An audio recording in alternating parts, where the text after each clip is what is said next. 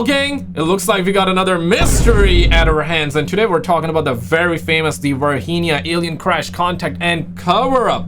This is considered to be the Roswell, but on steroids. The Roswell, but in Brazil, and this is a very, very famous UFO incident that happened, and we even got videos that you guys are gonna see in this one, okay?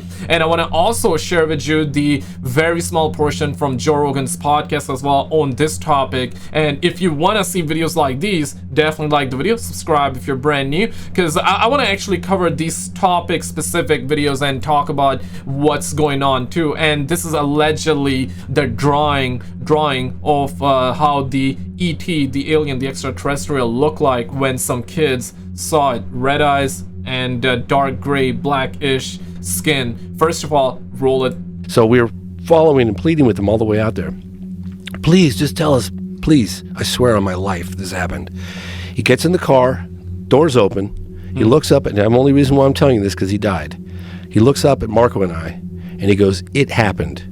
Closed the door, and off he went. Now, the reason why I share that is because that's not something that I can put any weight on for the documentary for people like you, right?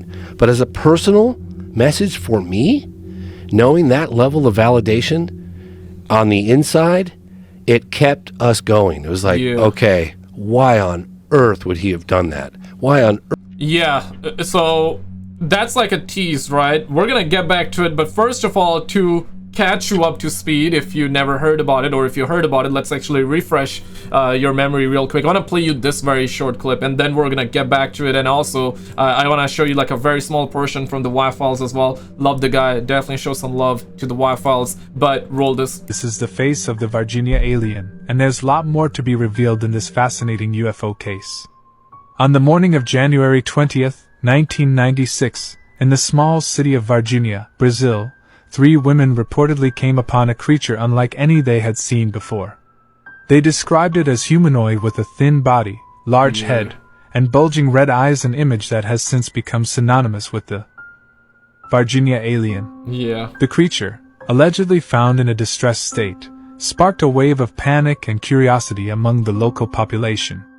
Whether a case of I mean, even if the alien was asking for help, if he had red eyes, I mean, people are gonna run though, like, let's be real. Mass hysteria or a genuine extraterrestrial encounter, the Varginha incident didn't end there. Reports soon emerged of a military intervention, with Brazilian soldiers purportedly capturing a second creature in an operation shrouded in secrecy. The official explanation from the Brazilian military was that the entity was a wild animal. But this did little to quell the rumors of an I mean, the aliens watching this video would be like, "We are not dogs! We're not chihuahuas! We're not chihuahuas!" But I'm sitting here, I'm like, yo, can a brother, like, get to give you guys, like, some head scratches? I want to give these aliens head scratches, man. I'll pet you like a good old chihuahua, man. But I'll, with respect, with love, with respect, and I'll give you, like, those head scratches. But, you know, the military was like, we're gonna be the one that would do that first. It's just animals. That's what they said. Damn, man. An alien encounter. The case took an even darker turn with the death of military policeman Marco Eli Chiriz. Chiriz allegedly fell ill after coming into contact with the captured creature, further fueling speculations of an extraterrestrial cover-up. Fast forward to the present, and the Varginha case continues to be a hotbed for debate. Despite the skepticism and controversy surrounding the incident, it remains one of the most well-documented alleged extraterrestrial encounters in history. And now, potentially, there may be a breakthrough on the horizon. Enter Ronnie Vernay, a dedicated unidentified aerial phenomena UAP researcher. Vernay has long been intrigued by the Varginha incident and is currently working.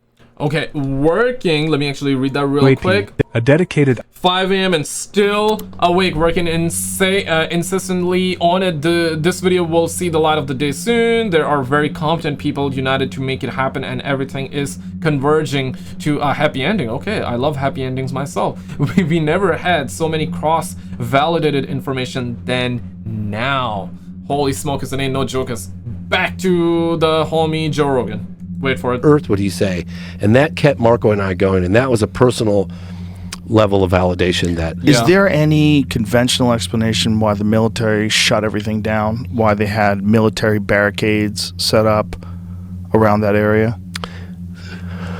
No, they did try to say that the creature was this guy who's got like some deformities. But I've seen the guy Modine or something like that. But you talk to the witnesses. But why would the military shut the town down because of a guy with deformities? And then for the doctors in the hospital, they said, oh, there was it was an animal. Okay, no, a guy, just deformities, right? Guys, just deformities. But we need to shut down the whole town today. Yeah, we need to shut down. Yeah, sounds reasonable, right? Get more with that, man. We demand answers. We demand answers. The public demand answers. And this happened back in 1996. Now, here's the thing, though. Brazil. Anybody from Brazil watching? Put it in the comments. Let me know. But Brazil has a very good policy in terms of disclosure. Brazil usually is a hotspot for UFO activities, and they usually are the ones that declassify information on UFOs versus the US they don't want. United States don't want to declassify anything. Of course, recently in the recent years, the Pentagon has confirmed that UFOs are real and all that, and they're looking into it. But Brazil, on the other hand, they have declassified way too much, except for this one. Because this one was massive even for them, because a UFO crashed and then apparently an alien came out, right? I believe there were a couple of aliens, some perhaps, but at least one was seen. One was seen by kids, and this is a drawing you're looking at right now. This is what they described it looking as: red eyes, dark-ish skin, and it was in distress. So, in other words, it was probably wounded and was looking for help. But because it's so different, and it's because red eyes, I mean, of course, like any normal person will look at it and be like, or demons, and run, you know what I mean? But the military captured and they brought him to hospital. They done x-rays on him. And then at the end, you probably know the answer, but at the end, it was sent to the United States of America. Oh, shit. Yeah, so the US came in and they were like, okay, we're gonna take care of it, give it to us, and voila. But you're gonna get a whole lot tonight. No Diddy, wait for it.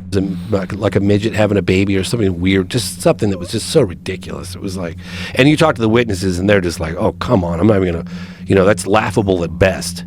I mean, these girls came within 8 to 10 feet, three women, Katya, two sisters, Liliani and Valkyria, 14, 16, and 21. They got within 8 to 10 feet in broad daylight of this creature. And one of the things that doesn't come across in the film, when they saw this thing, they're looking like, what are we looking at here? They're walking through this field and it's up against a cinder block wall. And one of them was looking at it, what is that? And it was crouched by the wall. It was weak and feeble. And one of them kind of like screeched. Like, what is that? And it turned and it looked right at the girls, locked eyes on them. Liliana grabs her younger sister, who's 14, Valkyria, and hightails it out of there. Katya is 21. She's frozen in her tracks, locked eyes with this creature, and it's communicating with her. Please help me. He wants help. It's weak and it's feeble and it's scared, and it's crouched down. Damn. Liliani realizes that Katya is back there. She gets, 100 feet down the path. She leaves her sister, stay here, I'm going back to get Katya. She runs back. And I asked Katya, and I asked all the girls, during that moment of contact, when you lock eyes, I know it's only a brief second, but during that moment of contact, what did you feel? Like, put me there. That's where the title comes from, Moment of Contact, because that was when they locked eyes on this creature. And that's when Katya said, help me, I'm scared. And it was feeble and suffering. And it's a very powerful moment. And these girls have been saying the same thing. The mother, it's the first time I'd ever reported on these so-called like men in dark suits that show up and intimidate witnesses. To be honest with you, I've been hearing about those cases for so many times, but I've avoided them because it's got so much baggage from men in black. It's just ridiculous. I just didn't even want to be associated with it. But I'd heard it. I can go on until I'm blue in the face. I go till tomorrow morning with the amount of cases, with generals too. But this time, when the mother said that these men showed up and tried to get the daughters to say they were lying and offered her a briefcase full of $100 bills and they could relocate, I don't know, for some reason I said, okay, for the first time in 25 years, I'm going to report on these guys. And I did. For context, so, yeah, the witnesses that claim to have seen the being, they ended up getting a visitation by men in black, and they were thrown a lot of money in it. And allegedly, what the family is claiming, they did not want to claim the money, you know? Because the mom was like, I don't want my daughters to be proven liars. Because they're not. Because, yeah, that's essentially was the goal of those men in black. Give them the money and get the kids to retract their claims.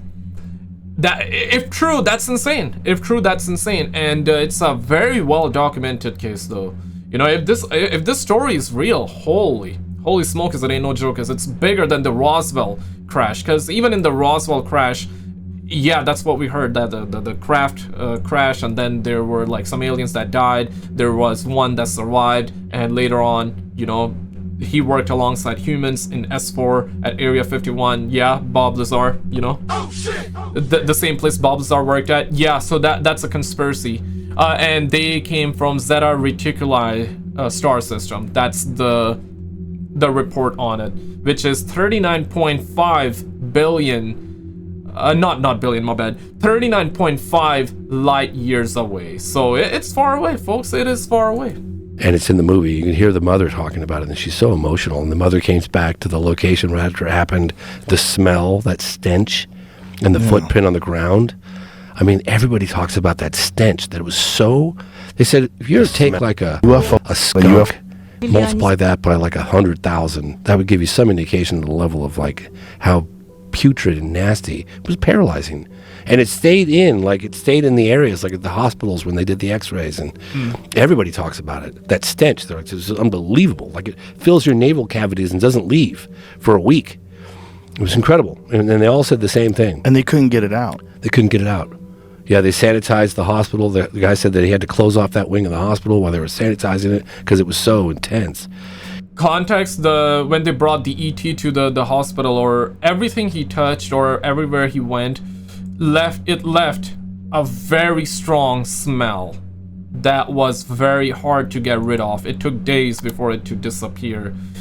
Really quickly, I want to show you this, and I got a bunch of stuff opened up, so I'm making sure like I show you everything, right, and make sure that it's coherent. So you get puzzles, you get pieces of the story, and I give you context, and you know, I show as much as possible.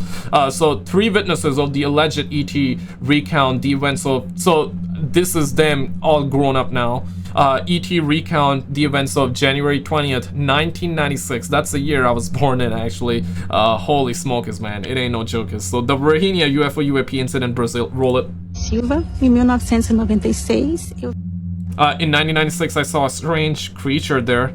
My name is, well, okay, maybe you guys would prefer with the sound. Eu vi uma criatura estranha ali. Meu nome é Kátia Xavier. Em 1996, eu vi uma criatura estranha ali. I saw a strange creature there.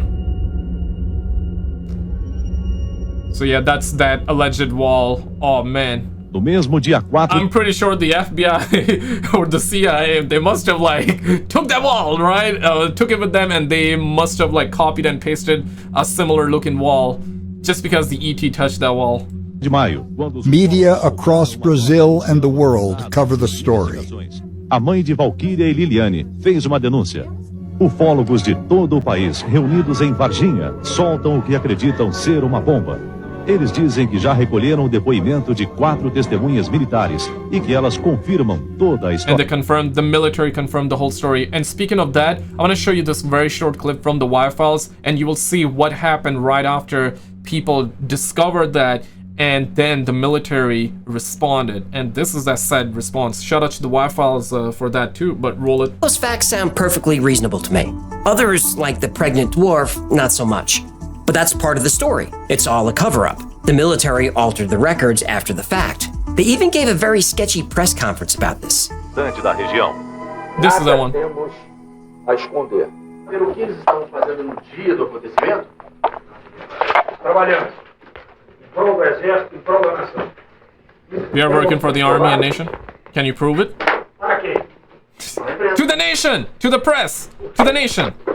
Não se quer provar os fatos. Eu tenho que provar tudo que eu tinha a dizer foi dito.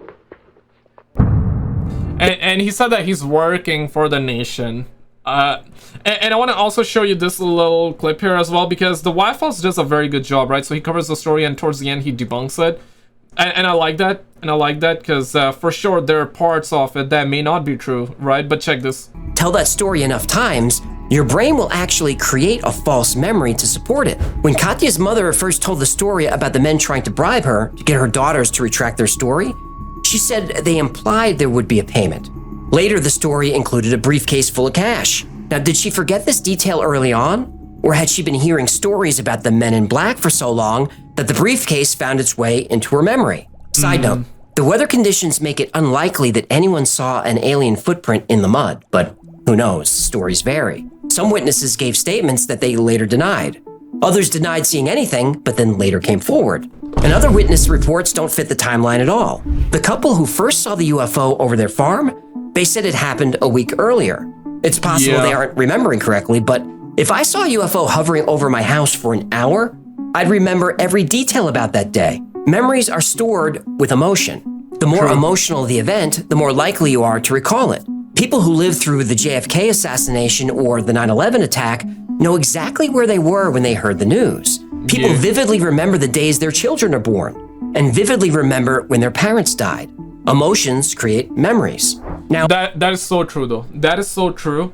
But I guess, like, but with time, because I have some memories too, where I remember where I was, and I remember the days, but still I could like misplace the set date. Like, for example, if I think something happened on the 1st of January, I might accidentally be like, okay, no, it happened on the 2nd of January or 3rd of January, you know, like, could stuff like that. But of course, the bigger the event, the more emotional it is, the more what's this called, you're certain about the details. You're a lot more you know what I mean? So he has a point on that one, but I wouldn't rule out just because of that the story is fake. But of course he's covering it. He's covering everything as possible, which I appreciate. So and this is a said soldier that came in contact and that actually took the ET, and I believe he passed away. So now about Marco Cherez, the young officer who died after touching the alien.